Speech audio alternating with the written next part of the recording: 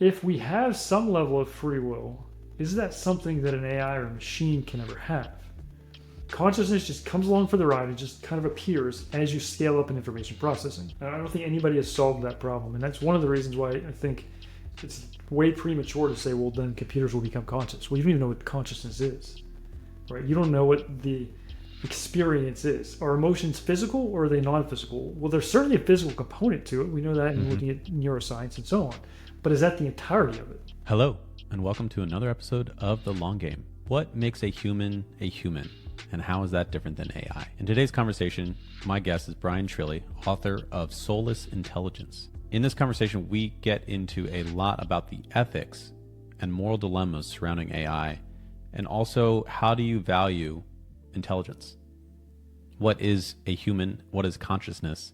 And can AI ever become on parallel and on the same level as the worth of a human? We talk about the ethical implications of this. We also talk about the religious and creator aspects of intelligence. In addition to this, we also explore Sam Altman's recent comment about AI unlocking all of physics. What does it mean to truly understand the nature of our reality? And does that mean we are playing God? I really enjoyed this conversation with Bryan, and I highly value ideas that I don't necessarily agree with so that I can learn, grow, and understand more. I hope you learn something and enjoy. Bryan, what made you write a book called Soulless Intelligence, and what is it about? Yeah, I mean, anytime you write a book, that's always a simple answer, right? Like, Should be. I have 4 children and run multiple businesses and did not really have the time to write it. But I was listening to Ray Kurzweil's book, The Singularity is Near. I don't know if you're familiar with it. I am. But Ray Kurzweil is kind of like the tech futurist guy that everyone in Silicon Valley defers to. So Bill Gates references him and agrees with him on most things. I think Sam Altman's referenced him, definitely Elon Musk, the guys at Google, Bryn, and so on. So whatever he's saying, if you're in the tech world, you kind of have to pay attention to because of this. And so I was listening to his book one day. I actually remember I was doing dishes. The kids were asleep. And he was talking about this transhumanist belief, which I didn't even know what a transhumanist was at the time, that you could take a person and download them into a silicon substrate, into a computer, and they would live forever. And actually, I reread his book a few times to make sure I was getting the quotes right. And to be fair, he doesn't explicitly claim that the same human is going to live forever. So he doesn't explicitly claim that your being, that like there's an Elijah that's now in a flesh body, and then there's going to be an Elijah transferred to computer, but it certainly is implied, I think. And if it's not, then it's still a little bit creepy to say I want this person to live forever as this sort of literally a GPT, right? Like, and so I started thinking through that, and I was like, this just isn't true. Like, there's so much science here. I can go through the different scientific principles we looked at in our book, philosophy, theology that just says this can't happen as far as the actual person being transferred into this, non-organic being. And so I just started doing research, and I was like, okay, well, I'm sure somebody's called him out on this, right? Like, I watched, I don't even know how many dozens of podcasts with him and other. Nobody even asked him. Like, nobody even said, this is kind of crazy, man. Like, what is your evidence for this? So what about this, near-death experiences, or what about hydrocephalus patients that have high IQs but have no brains, and like all these things? And nobody. And I'm like, okay, well, if nobody else is going to do it, I guess I have to. Because there's serious moral implications. If you think that a human is nothing more than patterns of information, which is what he says, well, what can you do with a pattern of information? You can do anything you want with it. You can destroy it. You can mistreat it. You can... That's problematic, right? Like, we've gone down this road in history that people... Morals change when you just reduce a person to information. I mean, or reduce a person to anything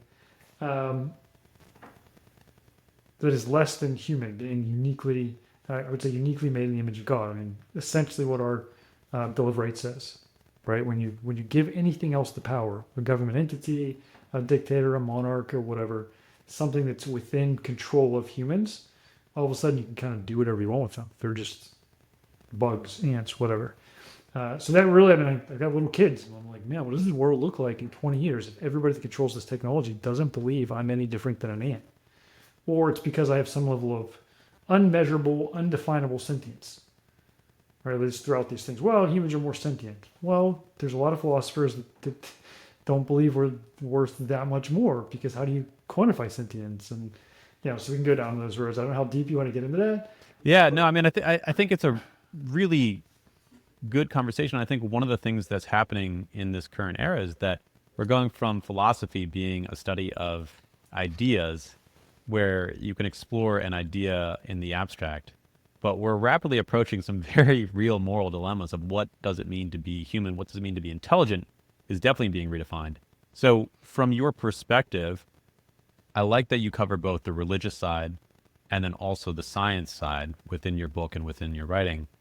What, in your opinion, is lost with a human being translated into technology from a mind, from a consciousness, from a data perspective?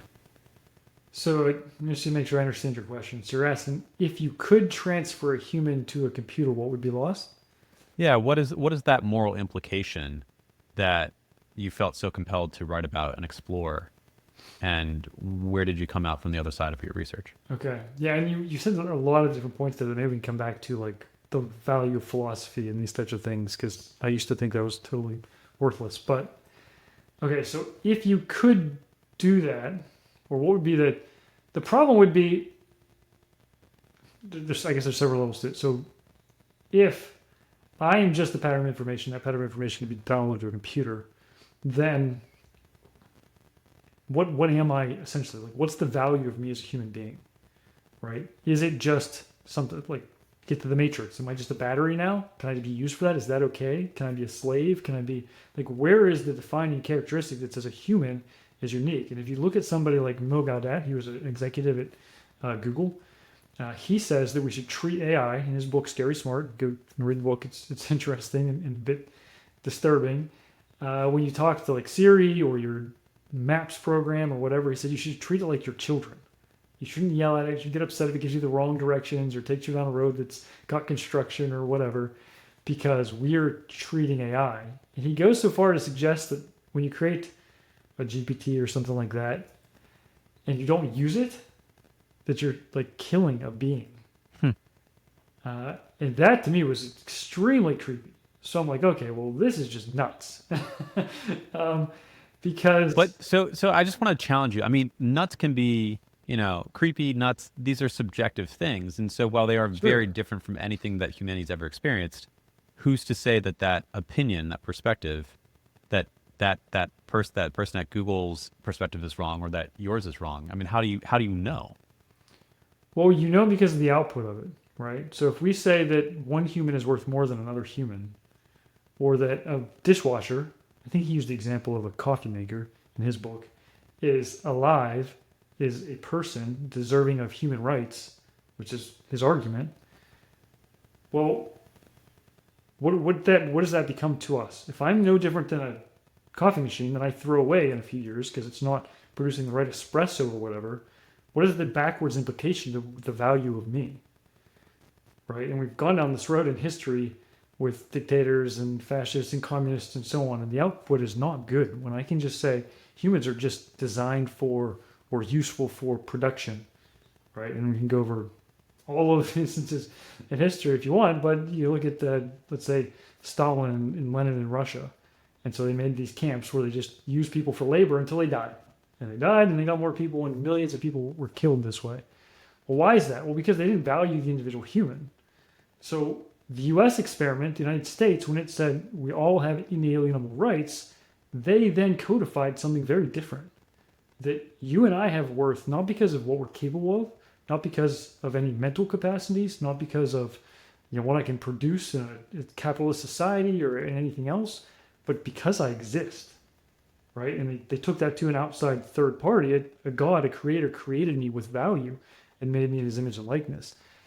If you start saying, hey, wait a sec, we can replicate that image and likeness, we can replicate that value in a machine, well, now you've devalued the rest of us. And we've seen the outputs of that. Now, the counter arguments to these, if you look at guys like Peter Singer, so he's a philosopher, if you're familiar with him, an ethicist, that talks about how we should essentially we're valued the same as animals. He actually makes the point that an adult pig has higher level consciousness than an infant child.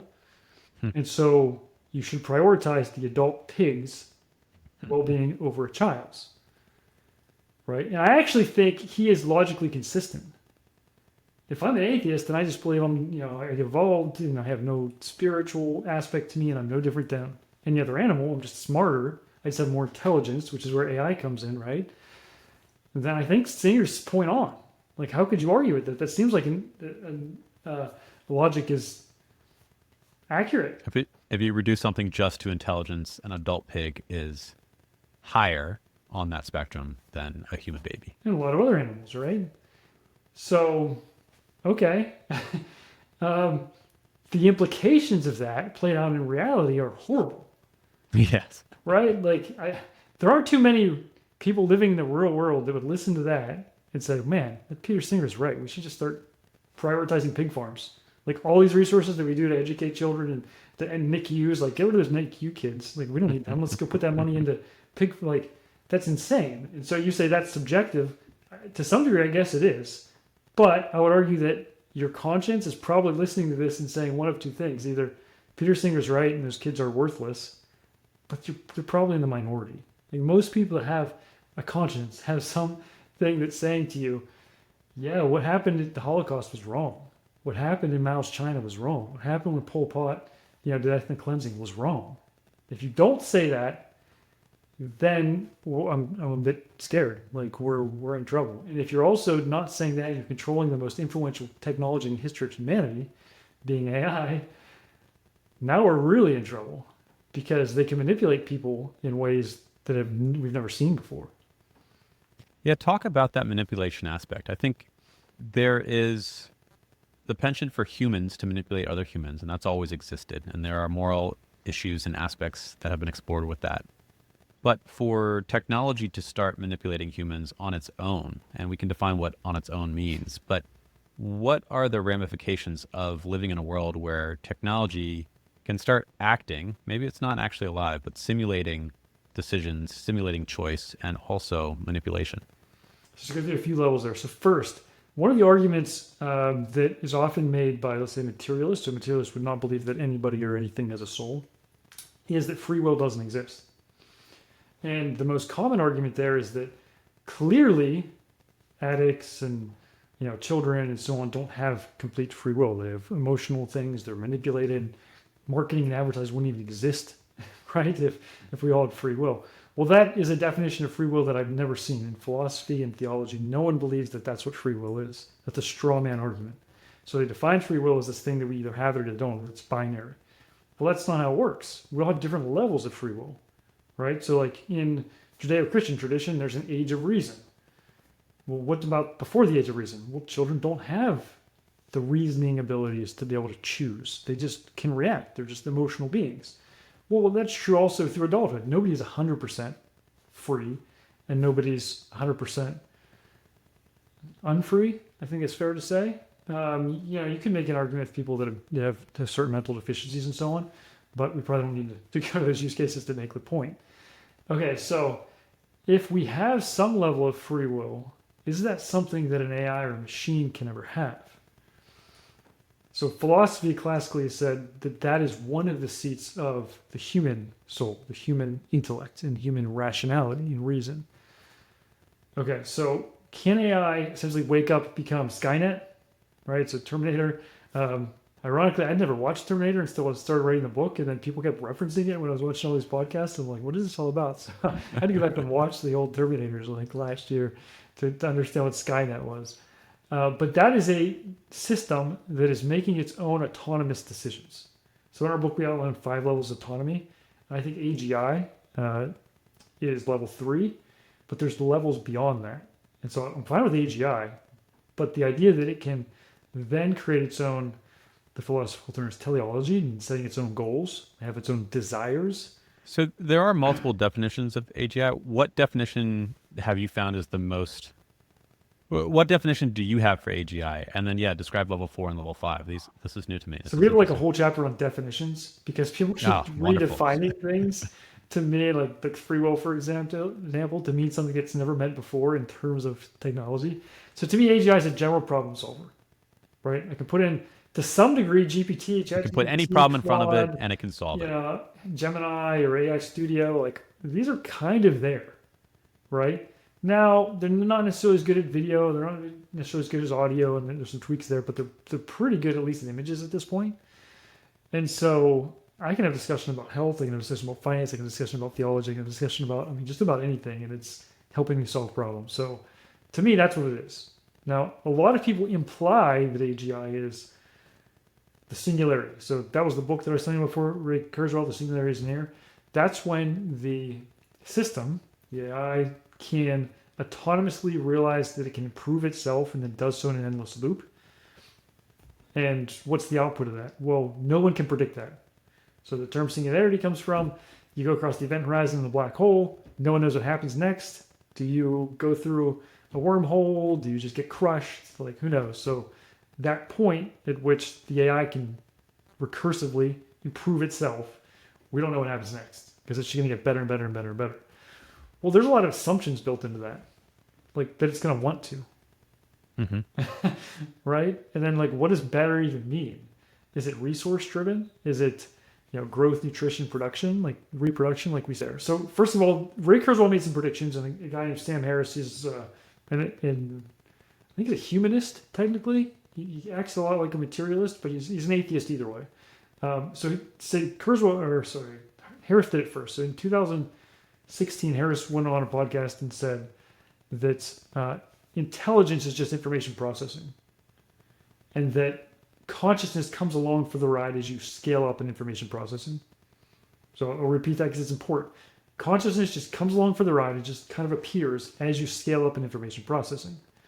Kurzweil was a little more specific, and I don't remember what year he did. Actually, it might have been in his book in 2005, where he said intelligence is three things. It's information processing, data storage, and neural connections.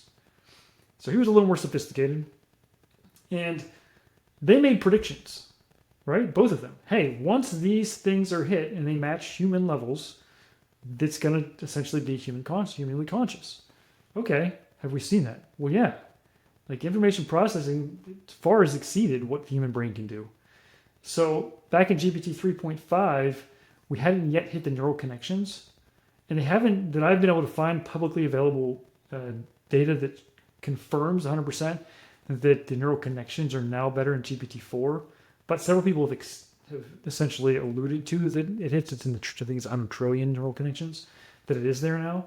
And I mean, if I don't talk to my wife for a week, she's gonna be mad. If I don't talk to my GPT for a week, it doesn't care, right? Like It hasn't essentially changed its consciousness. It hasn't changed its sentience at this point. But you can even back it up before that, right? So Kurzweil has this thing called a Kurzweil curve. If you Google, it'll come right up. And it basically just shows the information processing of like an ant and then a mouse and then a human. And is a mouse conscious? Would you say it's a sentient being? Well, if so, we've exceeded those things a decade ago as far as information processing, data storage, and neural connections. So these small living things that maybe don't have the advanced intellect that we do, computers have exceeded their capabilities based on their definitions of intelligence a long time ago. And yet, I don't know anybody that's claiming that. Okay, there's a lot of people claiming there's some level of sentience in your thermostat, but their definition of sentience is so pointless. It's like, well, everything's then sentient. Like the rock is sentient. Like, okay, if we're going to use that definition, that the rock is somehow sentient, then fine, your thermostat is too. But that's not generally what people mean. They mean that it's teleology, sets its own goals, it has its own autonomy, and so on. But so they've been proven wrong. So they laid out these ideas. And this is why I talk about in the book this idea that I think we use the term the last holy war.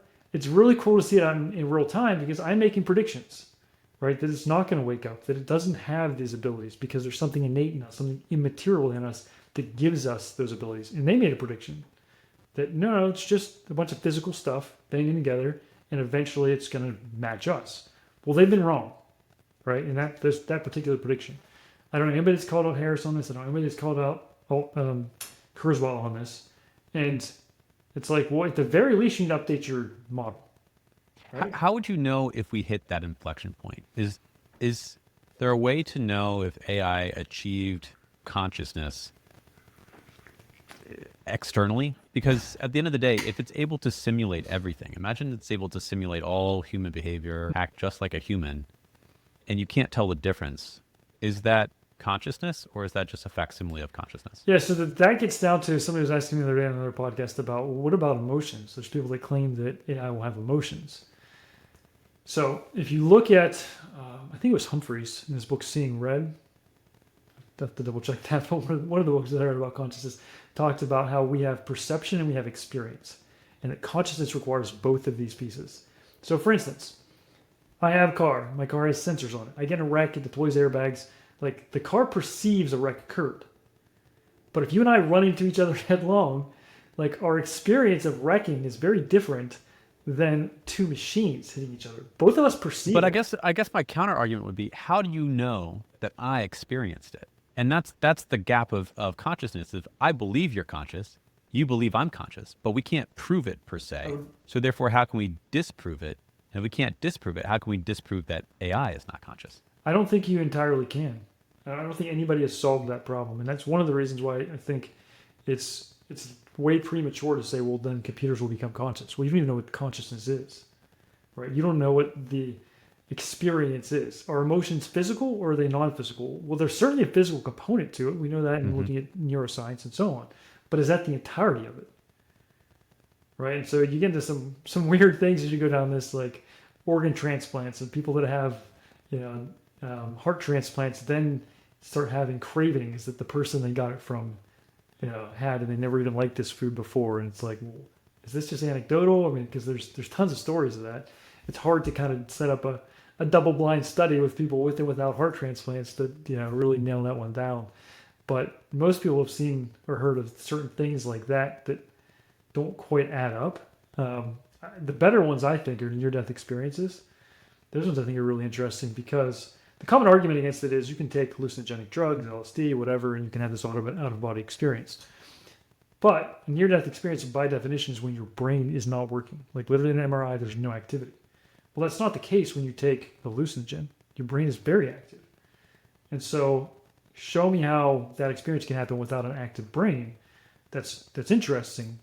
Another study was done specifically with blind people. Some were born blind, some became blind over their lifetime, had a near-death experience and could see what was going on in the room, could see people outside the room, could describe these things, come back from the dead, their brain wasn't active, and they still couldn't see. It's like, show me the mushroom that can do that. Right? So there's these gaps in what we think the machine will be able to do versus humans, and we don't know why. Now, could there be a scientific explanation of that? I mean, there could be, but it would not be nailed down to specifically what's in the brain, which all neural networks are based on the way the brain works.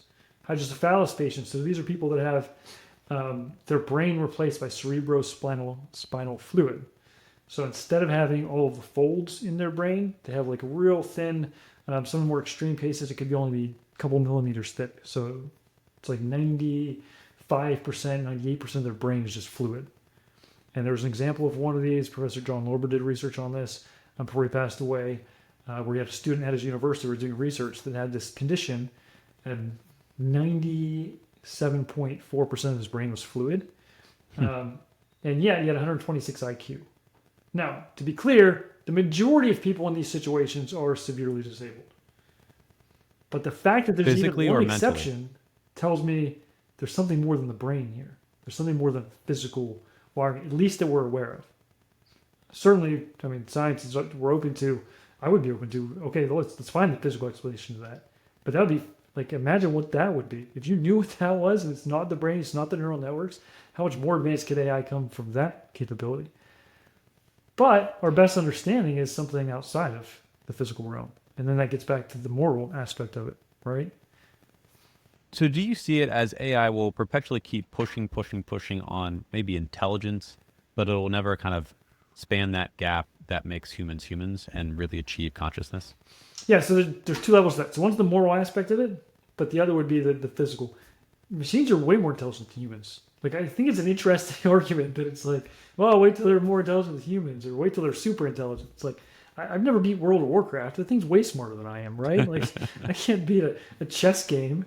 I'm a mechanical engineer. Like, what the CAD can do and computational fluid dynamic systems and so on. Like, try to do that by hand, those calculations. They're way beyond us, right? So the argument that all of a sudden they're more intelligent, I find to be an interesting one. The only thing they're now more intelligent is they've decoded human language, Mm-hmm. right? But in mathematics and engineering, they've been better than us for quite a long time.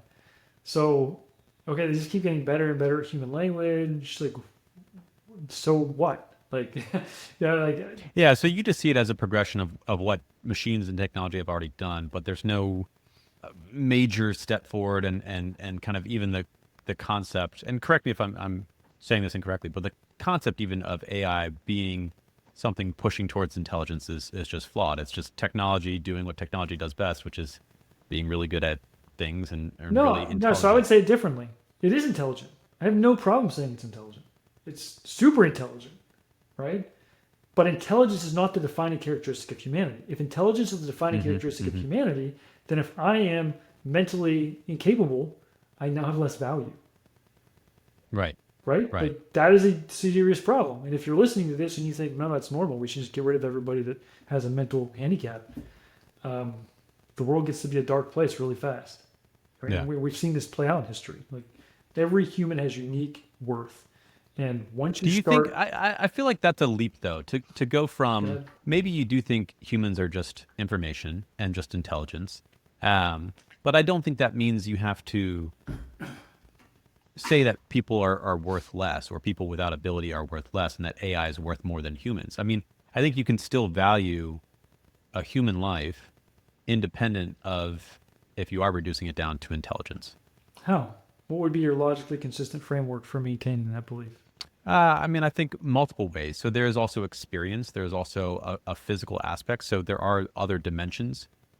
Maybe you think that the brain is the aspect that operates the human, but there still is a life and consciousness and awareness. And so to be aware of pain or death is negative. And so just because intelligence maybe is the defining trait of consciousness and of our perception, it doesn't mean that you have to devalue anything that maybe has less intelligence. I mean, I think that's kind of like it's not all atheists are going around saying we should murder people that have less intelligence. So I feel like that's a bit of a leap.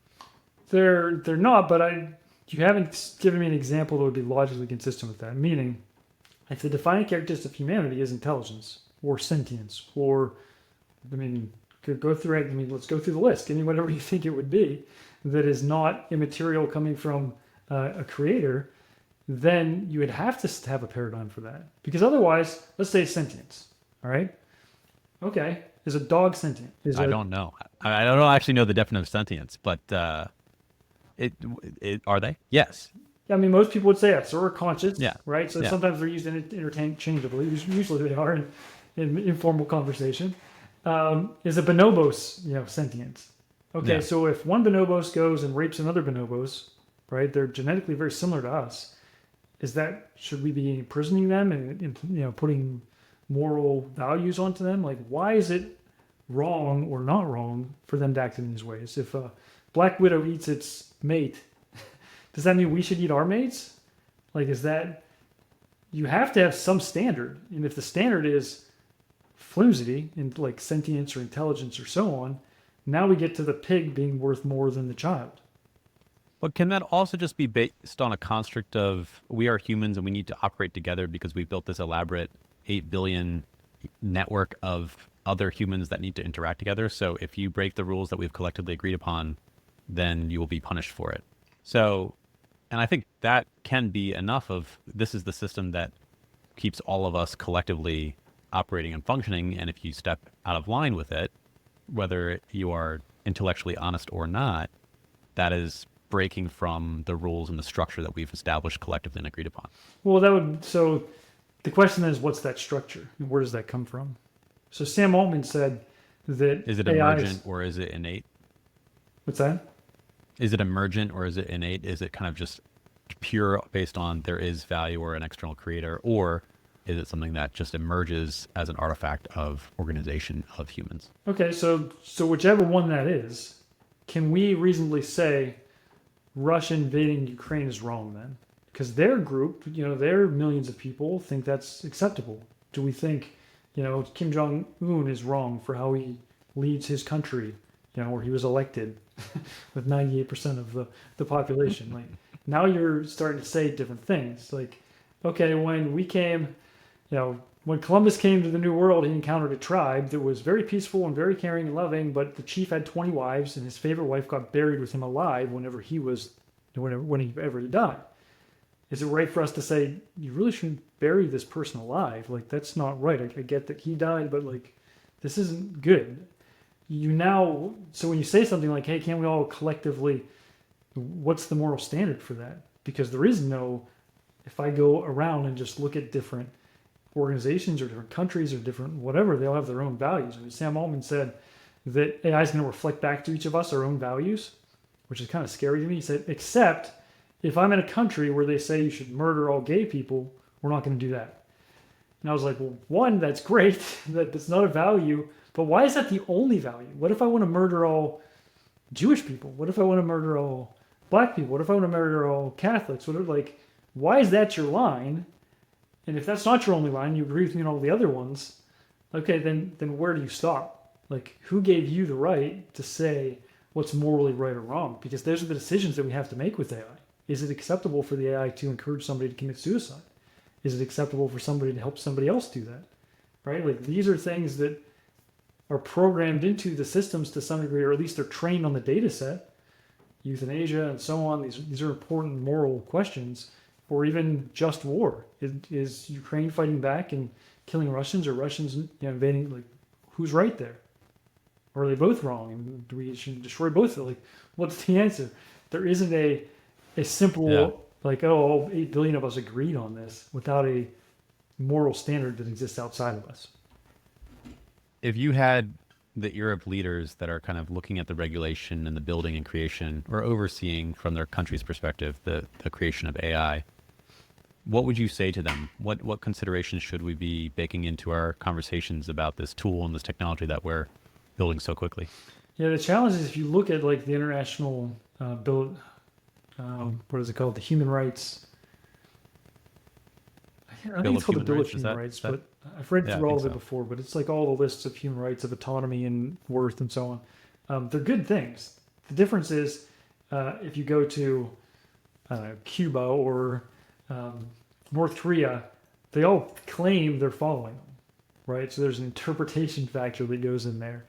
And that's where it becomes really difficult, because if we don't have a standard outside of ourselves for what goodness is, which, that it's wrong that humans have value not because of anything that we can measure, right? Which is what sentience and conscious and these things are trying to achieve. If there's something that's unique about us, then your systems have to back that up, right? So the AI would have to have a limit to what it's allowed to do. So if I wanted to ask the AI to create a dirty bomb, most people are going to say, well, that's bad. We don't want it to do that, right? But what about napalm? That's not quite as aggressive, right? Like, is there any sort of violent thing? Or, hey, can I have a firearm to defend myself? Like, is that now not allowed? And so I don't know that I would say we have all the answers specifically. He's a human. And how do you measure that? Or can you measure it? Well, so the Christian understanding is that each human being has infinite worth, right? What is infinite? We can't really measure that. Now, in practice and practical application, does that mean you spend $1 billion trying to save a 90-year-old's life who, is like, that becomes tricky, right? But at its core, the belief should be that the 90-year-old or the 9-month-old or the disabled person or whatever all have the same worth. Because if you look at it from any other perspective, you now start ending up with bad outcomes. Now you say, and I want to be clear on this, I don't think all atheists or non-believers or whatever think you should just kill all disabled people or all, like, that's certainly not true. But I would argue that they're probably not being logically consistent. Like, what are you valuing them for? What makes them unique? Well, because they're the same species. Okay, well, that's an interesting argument, but what is the actual argument there? Like, because we're the same species, that everybody has some level of worth, the same level of worth. Um, what? How do you decrease, and or is it just? Um, I think that Elon Musk got real mad at one point because I think it was one of the guys from Google accused him of being speciesist. Like, oh, you're just trying Oh to yeah, protect the yeah. human Larry species, Page. right? You're biased towards the human species. And he was, I can't remember who he had his interview with, might have been Tucker Carlson, where he kind of laughed and was like, well, yeah, I kind of do like the human species. But the thing that I find interesting about that is one of the ideals in Judaism through Christianity is you are supposed to take care of the world. You're supposed to take care of animals. So abusing animals in these things is something that is not acceptable because we're given dominion is maybe a charged word, but you're given responsibility. At least that's the idea of the Christian teaching, right? From going back to Genesis. Well, if I don't believe in anything, what would be my arguments to treat any animal properly, right? Yeah, so really looking for that framework of value. And if that framework is all humans have infinite worth, then that leads to different rules and systems. Whereas if it's based on something else, well, then it can evolve or devolve into, valuing one life over another. Yeah. So I mean, one of the I think arguments that comes up sometimes that I find to be a little hypocritical is like we should have people should be able to commit suicide and we should be able to assist them in that. But all life has value. It's like, well, wait a second. If that's true, then you should be doing everything you can to help them value their own life, right? We should care for them. We shouldn't be helping them end their life. And so that's one of the issues that I don't see anybody around the AI discussing. Is that something we should or should not promote within the artificial intelligence realm? Because if you have a conversation with GPT, you can get it to support euthanasia. You can get it to support these things. Is that appropriate? Because now we get back to your previous questions. Well, how could you manipulate it? Let's just say I didn't like some group and I controlled all of the AI, right? Whatever that group is, Jews. Okay, well now I can just manipulate the AI to be anti-Semitic, little by little. Every time you put something in there, that it's going to show this version of history or this bit of information on a scale of billions, and in a fashion that it's tied to your conversation, which is different than my conversation. Right? That to me is what makes it scary. Not because the AI is going to become Skynet, right, and wake up and just decide humanity's Well, it's the worthless. humans designing and feeding in information can manipulate the outcomes. It's somebody, and very few somebodies are in control, and they're not having these conversations.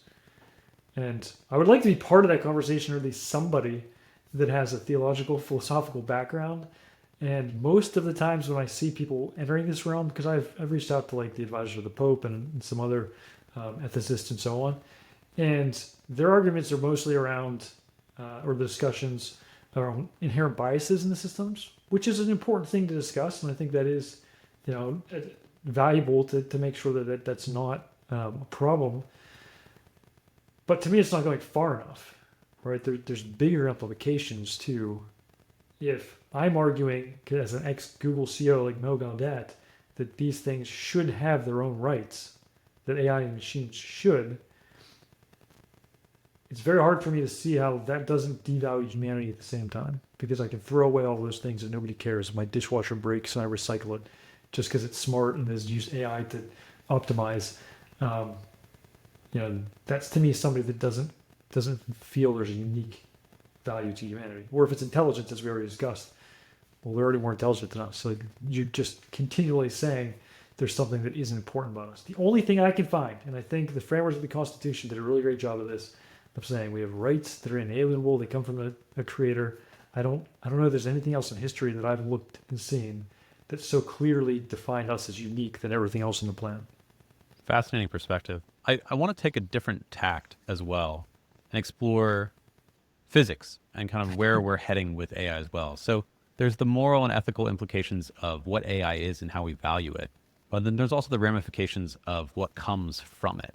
And so Sam Altman recently said that all of physics will be solved by AI.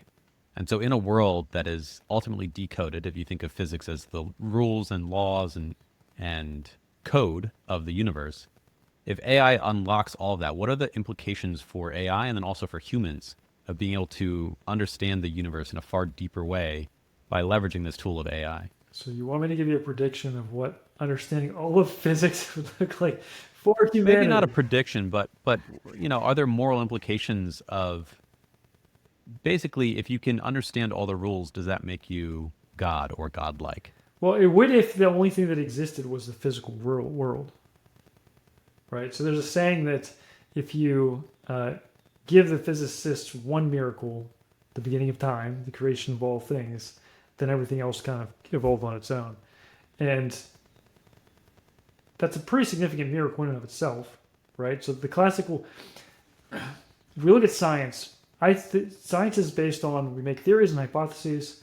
Those hypotheses make a prediction, right? If I have a theory, let's say it's Newtonian mechanics. So the Newtonian mechanics say if I have, my book and I throw it at a certain velocity and a certain angle, I can predict where it's going to land based on those things, right? How far it's going and so on. Okay, great. So science is making predictions. Well, to me, the most accurate scientific prediction that we've ever had came from the Greek philosophers 300 BC. And that was that for our world to exist, matter, time, space, energy, and information, though they didn't really talk about it, the Greek philosophers, something that exists outside of matter, time, space, energy had to start it. Now, this is before they understood what the Big Bang was, and even the Big Bang, why is it called that? Because a Catholic priest, Father Lemaitre, came up with the concept. And the guy was, Hoy was his name, that was supporting a steady state theory that everything just existed, was making fun of him and said, this is just you applying your religion to physics, right? Now we know the best information we have says that the Big Bang is pretty accurate. There's no way to guarantee it, but it's going to be hard to find somebody that disagrees with it in the physics world these days, right? So something had to exist outside of that for it to all begin. Well, that is what they call God, all right? Now, that's not this sort of space daddy or daddy in the sky type thing. This is the thing that exists outside time, matter, space, energy, and information. Okay, that was their prediction. Nothing we have encountered in the last 2,300 years has changed that prediction. And if you look at things like our understanding of the Big Bang, the laws of conservation of energy, laws of conservation of mass, and so on, we keep seeing that it's likely that their prediction from 2,300 years ago is actually pretty accurate. And I think AI continues that. Why? Well, think of the complexity of what it took to replicate human conversation.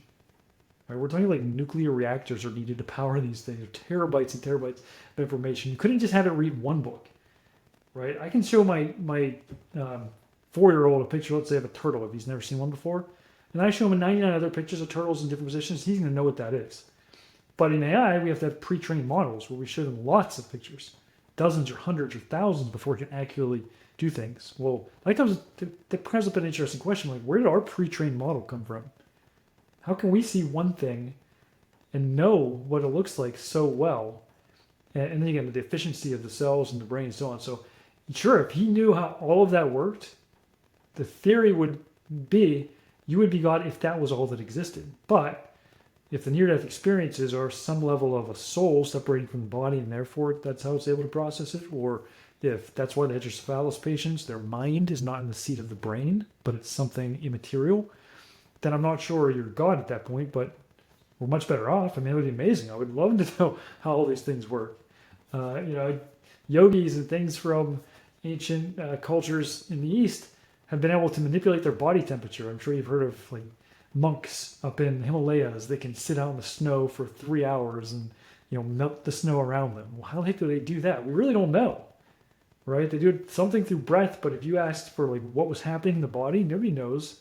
So if you could decode all that stuff, that would be amazing.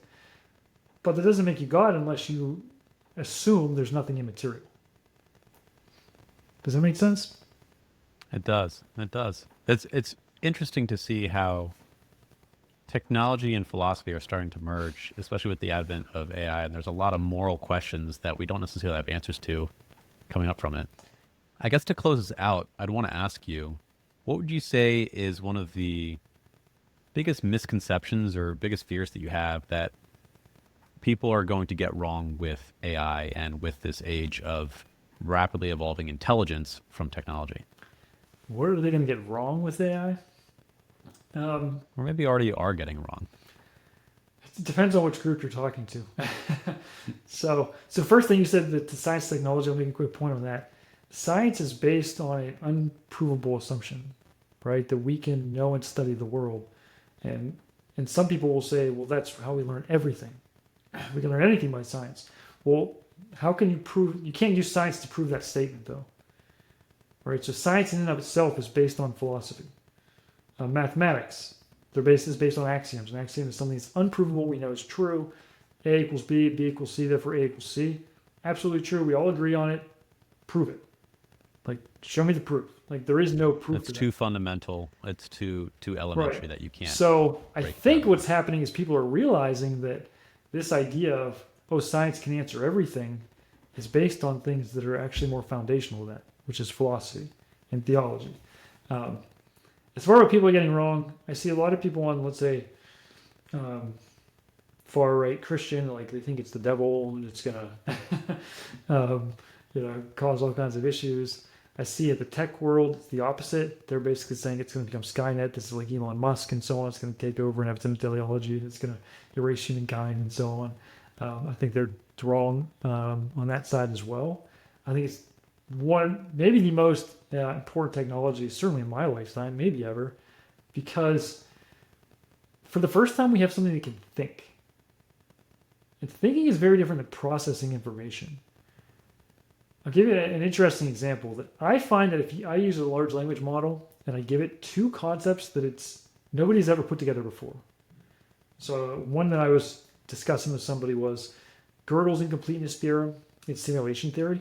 So quick understanding there. Simulation theory is that the world is so perfectly outlined that something created it and we're basically in a simulation, which is basically an atheist way of saying, well, I don't really accept a God, but clearly there's something too perfect here for there not to be a God. And then Gödel's incompleteness theorem says, well, nothing can be explained by itself. If we see a bicycle, I can't explain it by the bicycle. There was a shops and the war was built and so on. And so if you just go to the large language model and say, how do these interact? Like the output that it gives is unbelievably in depth and nuanced. Like I was amazed. And so I've done this a handful of times. So I think what people are getting wrong is that it's not creative, because that is creative to me, right? That it's super dangerous because whatever it's the devil or whatever it's going to wake up, I think both of those are way off. But it is an amazing tool when you know how to use it. And I just, obviously want people to talk more about the ethical sides of it, of how do we make sure it doesn't become Hitler or Pol Pot or any of these things, because the physical definition of a human being reliant on anything physical, sentience, conscious, whatever, doesn't prevent that. You might say, well, we can all accept that, but we all don't, because people are still, attacking and invading countries and harming people and all these types of things. So, there needs to be a different standard than just, hey, let's all vote on this type thing. Does that make sense? Yes. Bryan, thank you so much for coming on the show. This has been a fascinating conversation. Absolutely. If people want to connect with you or learn more about your thoughts and your beliefs and your perspective, where should they go? Yeah, so our book, I just forget which side it is on me, but you can go get that on Amazon or basically where books are sold. So check that out. Follow me on LinkedIn. Just Google my name. I'm the only Bryan Trilli that I'm aware of, so should be easy to find me on there. That's probably the two easiest ways. Awesome. Thanks for coming on the show, Bryan. Thanks, Elijah. It's been great.